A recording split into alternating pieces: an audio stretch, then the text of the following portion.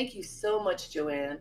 It is an honor for me to help in this celebration by interviewing amazing actors and comedians Amy Poehler and Tina Fey. They have been my favorites forever. What an exciting moment to be able to be in company with them. These two have been comedy giants and close friends for decades, through their years together on Saturday Night Live, to their successes in film and television, to their memorable turns as award show hosts. Like many of us, they can attest to the strength and value of good friends who fuel our souls and carry us through life's ups and downs, good times and bad. Now more than ever, we know that connecting with family and friends is vital to aging well and living longer, happier lives. And guess what? Research has shown that social connections provide positive health outcomes, combat loneliness, and offer greater resilience to weather difficult times. And boy, have we been through some of those times. Well, guess what? AARP helps you make connections that improve your life by helping you engage with your community and the broader world. Welcome, Amy and Tina. Hi. Hi. Hi. How are you? Thanks for Oh, it's wonderful to be with you. Thank you so much for carving out time to be with us today. It's a pleasure. So Indeed. we want to talk about friendship. You know, friendship is so vital and important to so many of us. And you guys have been friends for 30 years. Ooh. Can you, I know that's a long time and very powerful. When you look back to those moments when you first met, what are the memories that come up for you the most? Tina, let's start with you. We met at a improv comedy theater in Chicago called the Improv Olympic. And I remember just thinking that Amy was so cool, so much cooler than me, just like more worldly than me. And I just thought, wow, that girl's so cool. Uh, and we heard we were going to get paired together on an improv team, and we were sort of set up by our friend Sharna Halpern, who ran Improv Olympic at that time. She's like, "You two are going to like each other. You're gonna," and then so it felt like we were set up on a blind comedy date, and it worked out. It's so funny. I have the exact same story. I heard about Tina from Sharna Halpern, and she said, "There's this girl that you're gonna love, and you guys should be working together. I'm gonna put you on this, comedy team. You guys are gonna be in this group." And same thing. I met Tina, and I was like, "This girl is so cool. She's so worldly. She knows so much more than I do." And then we both found out that we were from the suburb. We were like from suburban East Coast towns, and we were neither cool nor worldly in any way. Nothing, and we were not cool. This is interesting because what you have just described is matchmaking of friends and matchmaking of two women who have worked together for so many years in your career. I don't think people thought about the matchmaking in the friend area, but that is in fact what happened. What do you think made her believe that you two would connect the way that you have? Well, I think at the time there were so few women doing it, and it definitely grew. Even in the time that we were there, it doubled and tripled and whatever. But it was like saying like, well, you guys are both unicorns. You should be in the same pen. Yeah, I think that we were coming up in Chicago at a time where it wasn't unusual to have, 2 or 3 women in a group of, 10 or 11 improvisers. And the women that we were coming up with were so incredible and so talented. But we often, I always say this, which is, Tina and I had the pleasure of getting to work together rather than trying to go after the same things most of our career. So it's so unusual because most of the women I know when we were coming up, we were all auditioning for the same things. We were all trying to get the same parts. And Tina and I had the pleasure of getting to be partners in that rather than, trying to go for the same thing. Yeah, it's a great thing about the nature of improv comedy that because you're always making it up together, you don't have this myth of like, well, there's only one girl part and you guys have to fight for it, because we made our own material. So there was always room to work together. So does that mean that there was a difference because it was improv as opposed to going on, auditions for other kinds of roles where you really are pitted against each other. I mean, maybe you still make friends in the theater, but sometimes you just literally aren't at the same workplace because you're in one thing and your friend who is similar to you is in another place somewhere else. So yes, I give the credit to improv. Yeah, for sure. I think that we came up from an ensemble point of view. We learned, there's that very basic tenet when you improvise, which is saying yes and supporting your partner and being, kind of in it together. And that was something that got drilled into us really early on when we started our work. So it just became the way we like to work. And I think I can speak for both of us that we still love to collaborate, and we love being part of whether it's a set or a musical cast, or if it's just even a bunch of friends in a room. I think that feels very familiar, that love of getting to do stuff with people. And do you think perhaps that collaboration, that improv that started your relationship had an impact on the blossoming of your friendship? The fact that that's where we started, for sure. Yeah, because that community is so, that improv community it's so cult-like, for lack of a better word. Your whole life becomes about doing that. And so you're always taking class together, going to different shows, going out after, yes. And I think we were so lucky that we were both in Chicago, because, so much of your early career, whether it be writing or directing or acting, or whatever, you have to keep failing a lot. You have to really keep trying and not doing a good job. And I mean, we weren't doing anything. We weren't doing special work. We were just doing these improv scenes, learning how to do it. We were just like failing over and over again, but we got to do it in a very safe space. It wasn't like we were on TV when we were doing it. Yes. So, yeah. Chicago, a great place to fail. That's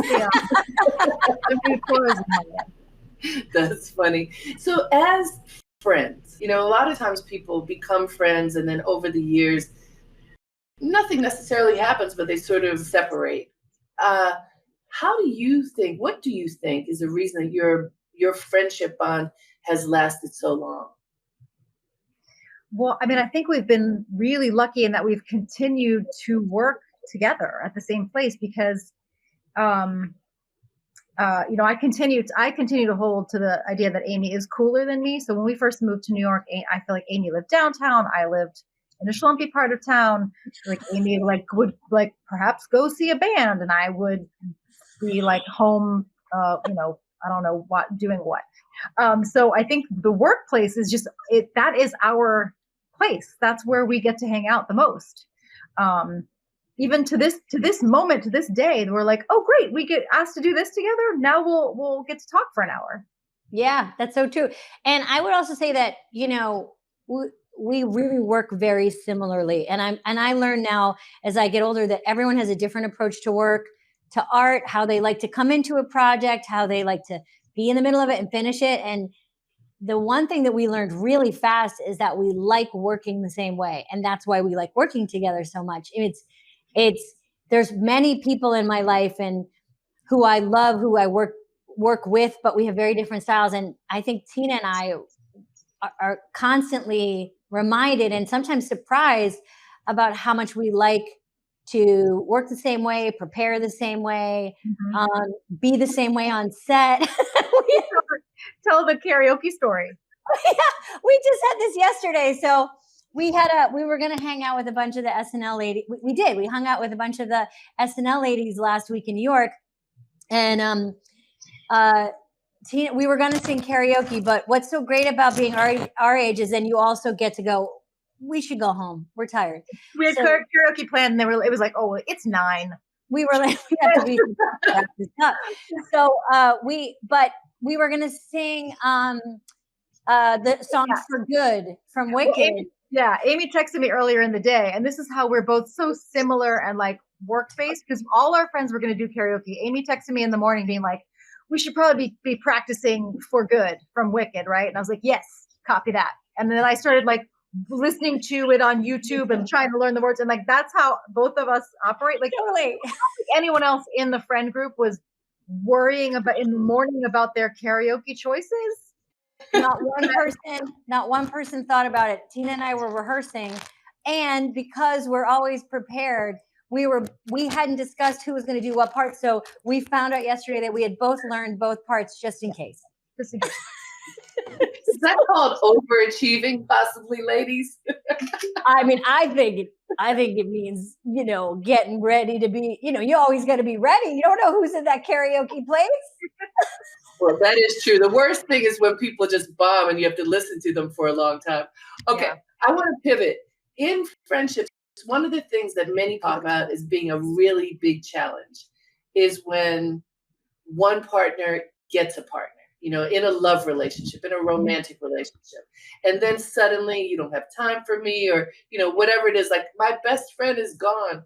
You all have been through marriages, not marriages, all kinds of things. How have you weathered having romantic relationships and maintaining your closeness as good friends? My husband, Jeff, who we met at Improv Olympic, he was the piano player at this improv theater we worked at. He sometimes likes to joke that he was trying to decide which one of us he was going to marry back in the day. Oh my God, amazing. 100% not true. When I was with Tina, we were friends when Tina went on her first date with Jeff. Mm-hmm. I remember her talking about it. I think you talked about it right after it happened or something, because it was in Chicago, right? Yeah.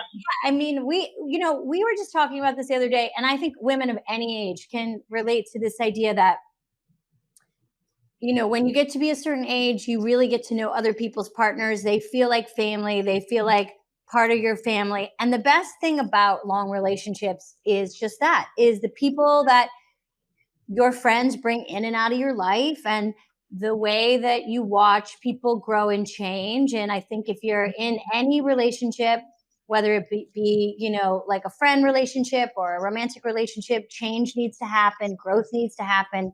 So, that's life. Like if you're lucky enough to live a long life, you get to see all of this stuff, and it's great. Yeah. And yeah, I think, neither of us is the kind of person who changes. Their core self doesn't change depending on who they're with, but we all, we've been lucky too, that like everyone's that we've been with has been a fun to be around person, because we all know everyone has that friend somewhere in their family or friend group where like they hook up with someone who's a bummer and you're like, oh, is he coming with? He's coming. Oh, he's coming to dinner. Okay. You're like, oh, right? he's coming. Oh, okay. Cause it was okay. And, I'll just speak for me that with Tina and Jeff, that like, they're such incredible creative partners, and they really enjoy each other. They love the very specific things that each other bring and are. And like, when you see a friend have that in a partnership, it's so great. So that's all you want for your friends, right? Is they get to be themselves with the partner they're with. I'm going to remind Jeff of that when he and I are squaring off, fighting over who's going to pick up a dog turd. Remember, we are incredible partners. We really see the great things in each other. Yes, I see you picking up that dog turd. That's what I see. All right, let's talk about you as friends and having been friends for so long. How would you say, or would you say that you have changed each other's lives? Oh my God. Well, have you read the lyrics for Good from Wicked? No, I mean, I'll speak first to say that, I really feel like Tina got me my job at SNL, and she was there, and she really helped me get hired there, which completely changed my life. And I feel like one of the things I've learned, certainly by observing her and being around her, she's such a incredible talent, but also a very, very fearless person. Tina really has this ability to look at a really big wave and decide that she can surf it. And it's so inspiring. I know it inspires a lot of people that are around her, and it certainly has me. So I think like the fact that I've got to do so many things alongside her, with her, has made me feel brave. And we've talked about this, I think, in other areas, but when we were doing the Golden Globes, for example, to have somebody next to you that that is you only need a certain group of small people around you and you can do almost anything. And just to be supported by the people that we loved and knew, and also to get to do it with her, it was, I don't take that for granted. Thank you. That's nice. I would say too that I have, Amy is in two main ways I think of. One, that's for me, she's always been like aspirational and inspiring to me in the actual quality of her work, and also in the way she moves through the world and the way she treats other people. Like, she's just like a wonderful person to work with. And so she is a role model to me in a lot of ways. And now as we get older, I think I also think of her as a touchstone, just to be able to say, like, just to call her up or FaceTime or whatever and be like, this happened today. This was BS, right? Like, and you'd be like, yes, that was BS.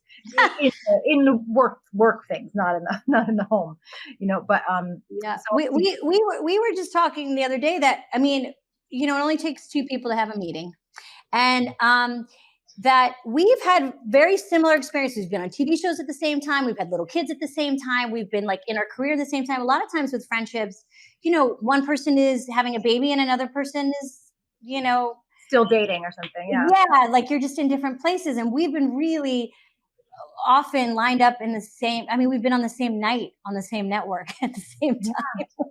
And we weren't actually pregnant at the same time, but we were close. Right? We were close. Yeah. Timing, what you're talking about is timing. And so often, too often, timing is off in relationships. And you might love each other, but it just doesn't work. It sounds like your timing has been pretty spot on.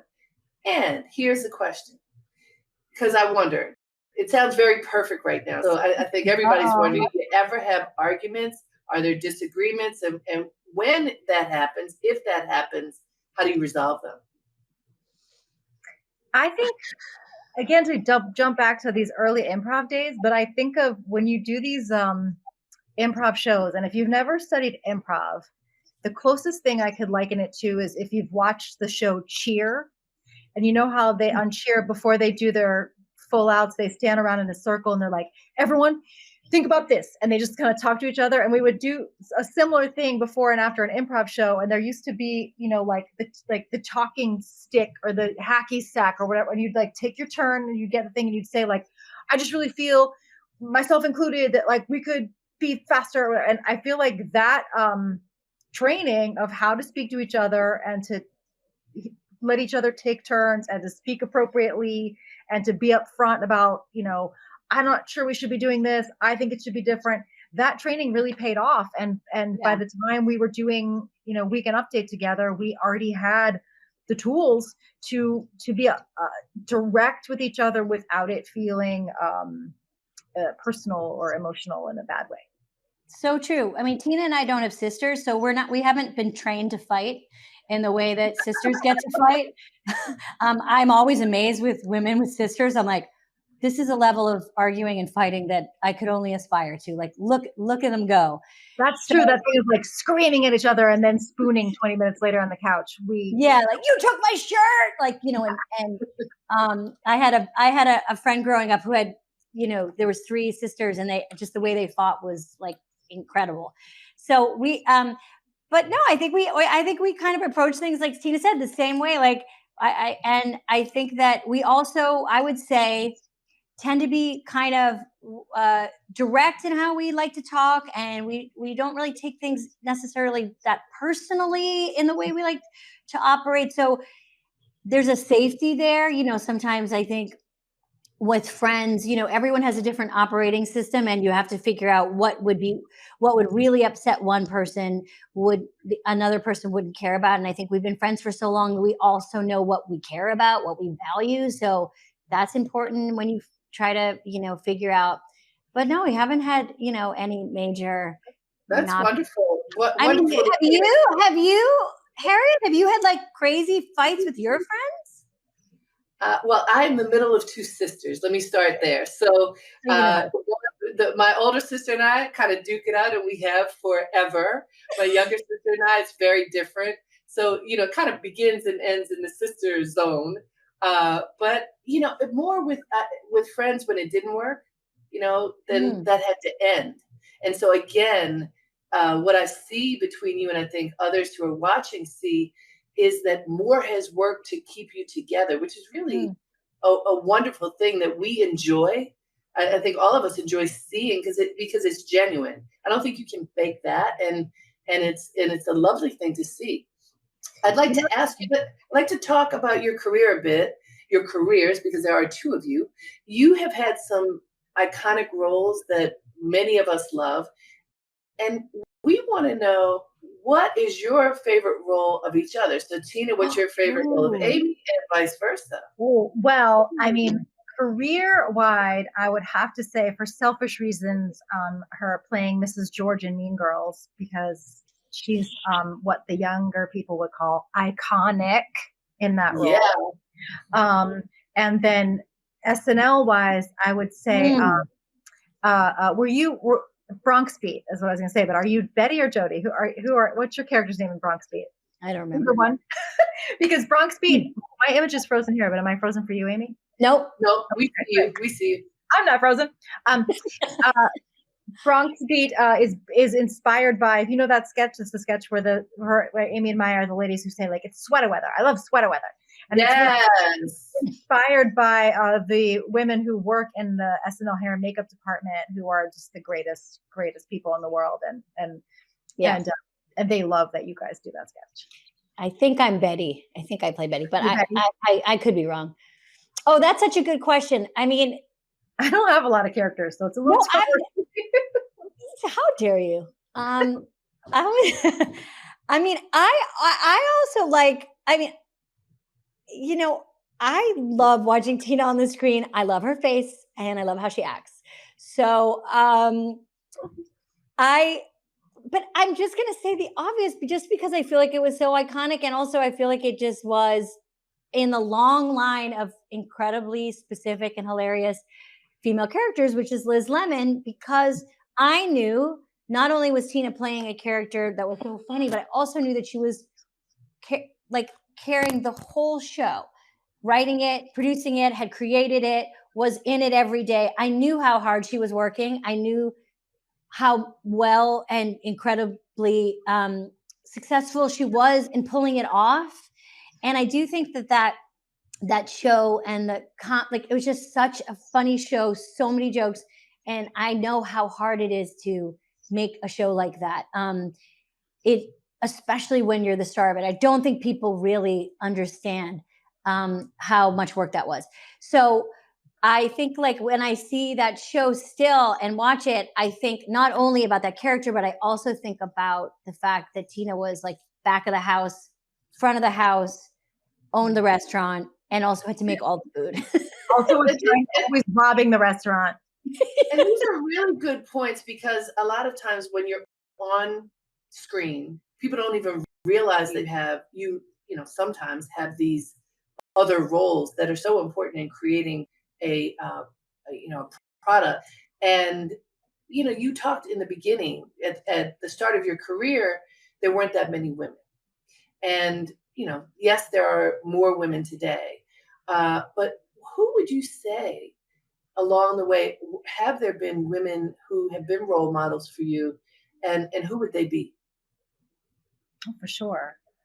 I think, I think we both grew up watching SNL. And so women like Jan Hooks, and obviously Gilda Radner and the original cast, those guys. I really feel like my own peer group really inspire me. Anna Gasteyer, Rachel Dratch, Maya Rudolph, Paula Pell, Emily Spivey, all these women that we worked with, really, we all kind of make each other better. And for people who may not know all of those names, yeah, what roles would those women have had? Well, a lot of them are cast members, but at the time, Paula Pell, who is an actor as well, but she was a writer. Emily Spivey was a writer at SNL at that time, and we all collaborated in every different kind of combination. And then also, I guess, Amy, like, in terms of what we watched, don't you think even just growing up with Laverne and Shirley on TV? 100%. I was just thinking about TV. Like, TV was where I found all the people that is where I found out I wanted to be an actor. I don't think I knew that. I didn't say it out loud, certainly. And I didn't, know anybody who was an actor. Like I said, Tina and I came from pretty small middle-class suburban towns. We didn't know that you could make a living doing what we're doing. But I think TV was where I saw Laverne and Shirley and Mary and Rhoda and Carol Burnett growing up and even just John Ritter, like on Three's Company, just all this stuff where I just was like, oh my God, and TV, I were a kid of the 70s and 80s. Like we watched TV all night long. Like no one checked on us. There was no babysitters, no one, we just watched TV. We watched General Hospital when we were way too young. Oh yes. Oh yeah. Well, you make a joke during one of the award ceremonies of church and state TV and film and how they do come together at the Golden Globes. But I mean, TV has been so important to so many people, and the shows that you just mentioned, I totally remember them, love them. Rhoda was so sassy and made you believe that, I could be sassy too, because like my mother wasn't sassy, she was proper. And so you got to see these women who were breaking out. When did you feel that you found your voice? Because you just mentioned that you didn't know that you could make it, like that you could make a living as a comedian. When did you feel that you kind of stepped into you and had a voice and that voice was respected? That's interesting. That's a great question. I mean, in some ways, we were improvising, I think I got a taste of that, right? Where you felt like you could come forward, initiate something, it could be built upon, and you'd feel this ownership of it. That definitely was the start of it. Mm-hmm. And hopefully you'd get a laugh or a reaction. You'd move someone. And then SNL became, and for me also UCB became this like little sketch camp where you were able to then, what do I think is funny? What do I want to write about? What could I do? What kind of characters could I pull off? And you started learning your voice little by little there, because a lot of people don't realize that SNL, like you're given a lot of rope. You can create whatever you want every week. Doesn't mean it's going to get on, but you can do it. You can try it. So the flip of this is, because I've been watching SNL since before I probably should have been, little, when you're supposed to turn the TV off and it's still on. Sometimes it doesn't work. Like you can write everything you want, and sometimes it isn't funny. Did you have fear of getting on stage and bombing and having the whole world look at you and go, oh, that wasn't funny? I mean, the best way to get over that fear is to have it happen repeatedly, which yeah, we did exposure therapy, which we just doing it. Yeah. And you kind of, there can sometimes be like a fun free fall in it when it goes really badly. It can almost be thrilling. People get scared when the stakes are high and they wonder, am I going to measure up? Am I going to be good enough in this moment? And sometimes you can freeze. And do you have any advice for folks just in their regular life? Because freezing doesn't work very well. So what might they do? What do you employ that they might be able to employ to help them release instead of freezing? That's a good question. I was just talking about this with my husband the other day. I was working on something and I said, we have to do the mix of care a lot, care about it a lot. But inside there's a little secret, like, floating ball inside that ball of I don't care at all. Yeah. It's like when you do, if you do a plank, if you exercise and you do a plank and you're supposed to push and pull at the same time, it's finding that. It's like, I care very deeply. I'm working really hard on it. And at the same time, I don't care. And that takes practice. I mean, I think with most things, if you're freezing up, it is just sort of just jump, just start, just start without worrying about things being perfect is usually the advice I would try to give. That's good advice. I would echo that sometimes just the moving forward in any direction gets you out of somewhere. And I would also just remind people that people don't really know if you don't know something until you tell them. So just pretend you know it and they think you do. Like truly fake it till you make it. Most people are concerned about themselves. They're in their own heads. And you really people don't know what's going on in your head. And I know when things are going on in your head, you feel like everybody can hear it. Everybody can sense it and they know, but they can't. And most people are thinking about themselves. So there's a lot to be said, especially for young women. Like Tina and I are always talking to young women and I'm always saying, like, you're ready, just do it, don't worry about it. Just, yes, direct that thing, write that thing, just do it, because just say you're ready, just do it. And don't worry if you're ready, you'll just by doing it, just kind of but as far as freezing, that's yeah, what is it, fight, flight, or freeze? Freezing is a tough one, because I relate. I understand. You just kind of want to disappear. Maybe pull your shirt up really high over your head, and or pretend you're a tree. Just hope that people will walk past you. That could work too. All right, let's turn the page for a moment to something. You talked about young women and giving advice to young women. I want to talk to you as mature women. We know that we live in an ageist society, whether we like it or not. Being on camera, being on screen can be challenging for women in particular. What would you say about facing ageism in this industry, and what lessons have you learned? Yeah, I mean, we're at an age where we're just kind of taking it moment to moment. I think we're in the process of learning how we're going to deal with it.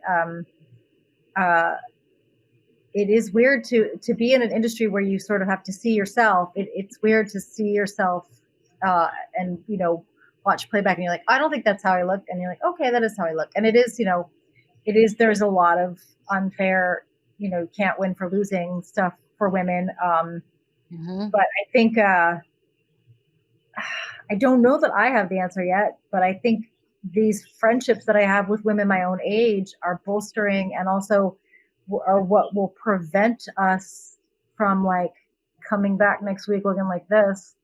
Yes. The fact that we're all kind of, or by the way, maybe I do. And then my friends go, okay, that's what you want to do. Yeah. No one will say a word. We'll just be like, we won't say a word about it. We'll just say, great. Yeah, I think you ask a really deep question, and honestly, it's like a lifelong journey, because the other thing I'm realizing, you don't have to be middle-aged to be feeling these feelings. Like, young women are feeling these feelings too. And at every stage in your life, women and men, because it's, unfortunately, men are also feeling these feelings too. You have to figure out, as my TikTok friends would say, how to not do free labor for the patriarchy, how to not be, working for free for that. And I heard something the other day. And again, when I say I heard something, it means I saw it on TikTok. So I apologize. It doesn't mean I read it. It means I saw it on TikTok. And that made me well up with tears the other day. And I thought, I'm sure people have heard this, but it really moved me, which was, there's a myth that the face that you're given in this life is the face of the person you loved the most in your past life. So if you treat your face like it is the face of the person you've loved the most in another life, you would never, ever, ever say something mean and awful about it. You'd never. Isn't that so good? Yeah, it's really good. And, you just described something that I think is so important. I think it's important wherever we are, that we are mentoring up and down and learning and all of that. Staying connected to young people, for me, has been so important. And TikTok equals young people, I think. And just being connected to the pulse of what's going on now. Now, I want to ask you, we don't have a lot of time. We'd like to be together forever. But before we go away, when you think about your career and all the things that you've done, and this is for each of you, what would you call your proudest moment? I think one of my proudest moments was at the end of the first season, or the middle of the first season of 30 Rock. We were making this show, and it wasn't, not that many people were watching it. And but we were working really hard on it, and we were waiting. You make the first 13 episodes, and then you are waiting to find out if you got what was called the back 9, which means you get to make a full season. And we were kept getting, like, we weren't getting news one way or the other. And And then one day I finally got a call from NBC that we were going to get to make a full season. And then we went on to make 6 more seasons. But I got to go back into the crew and tell them that they had jobs for 9 more weeks. And then 6 more years turned up. And that I remember being like, really feeling like that was a great moment, because it had grown beyond having a comedy idea and getting like, I'm going to get my comedy idea in the world, into being like, oh, we made a workplace for people. Oh, that's such a good moment. And when my dad was there visiting too, so I was really proud. Oh, beautiful. And what about you, Amy? Oh, that's so good. We should just end there. But also, what's so funny is after I told you to be kind to your face, my computer keeps freezing. So I have the most amazing pictures of my face that I'm staring at, and it's really been a challenge. Mine too. Yeah. Okay. So that story is so good. I'll just say, I'll be more esoteric in my answer and say that what I keep getting, my proudest moments are that whenever something is over or ends, I think, well, that was a great experience, and I probably won't have an experience like this again.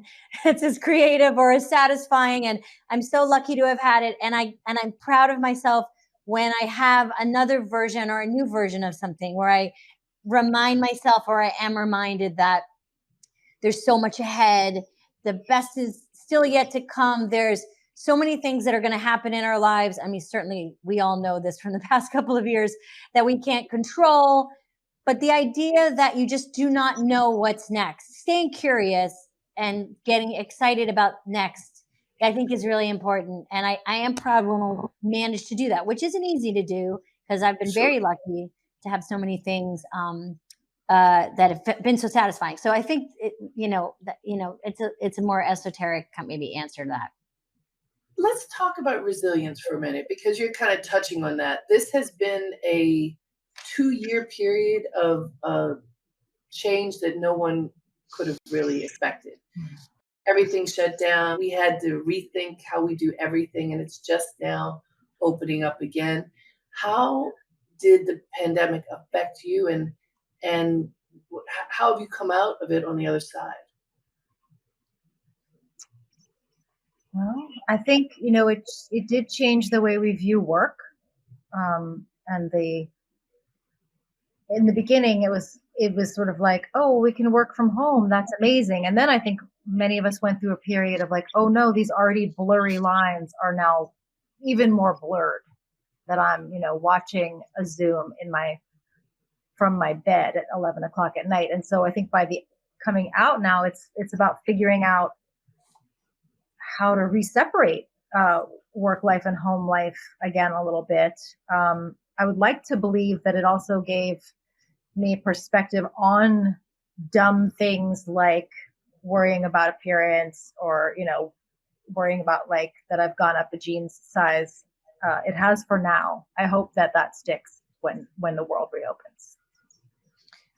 Yeah, I would say that, and to add on to what Tina was saying, this pandemic has been so hard on working mothers specifically, and certainly most specifically working mothers of color. So the fact that this pandemic has taken so many women out of the workforce, I think we're going to be unpacking the feelings and results and waves of this for so long. So I don't know if I have the distance really to know what the real impact was, but I do know in the middle of all of it, Tina and so many friends of mine were true lifelines, because it was, how are you doing this? How are you teaching school? How are you keeping things going? How are you managing your anxiety? What are you, I know the women in my life were so helpful in making me feel less isolated, and also just showing me how to do life when everybody was adjusting to it. So, yeah, it feels like we're going to be unpacking this collective trauma for a really long time. And I think I can speak for both of us when we say that we're so grateful we were in an industry that continued to work, because it was a really great place to go at least for me. And, one of the things that I think we love so much about the two of you is that, especially through comedy, you can bring to light what's going on in the world in a way that we can really digest it and consider it meaningfully without necessarily being afraid. And I think we're all wondering what is next for Amy Poehler and Tina Fey. What's next? Well, let's see. I mean, we both made things during the pandemic that keep going. Amy has an amazing show called Harlem on Amazon. She's got a documentary that just came out that I can't recommend highly enough. I'm going to tell us the name. What's the name? Lucy and Desi. It's a documentary on Amazon. Just came out this week. Check it out. It's about Lucille Ball and Desi Arnaz. And I'll plug Girls 5 Eva, another season of Girls 5 Eva that Tina is the producer and writes on, and has our great friend Paula Pell, as well as incredible women in that cast in Girls 5 Eva on Peacock. And I don't know if I can announce it yet, so I won't, but I know other features that she's working on, but I don't believe that's announced. Yeah, Mr. Mayor is coming back to NBC soon with Ted Danson and Holly Hunter. That's a show that we produce. And then Amy and I, we had an idea that we want to work on a couple weeks ago that we're hoping to get going. So it's exciting that we still keep coming up with ways to run this scam. And we're just going to go to different karaoke bars in different towns and sing a very overly rehearsed version of For Good. Unfortunately, we are out of time, but we get to treasure all these juicy bits that you've shared with us. Thank you, Tina Fey and Amy Poehler. We really appreciate this time. Thanks, Harriette. It was a real pleasure talking to you. Friends, this conversation was the start of a wonderful experience that we have created just for you. And coming up next, we get to have a screening of the iconic film Forrest Gump. Before the screening, we're going to be able to listen to an introduction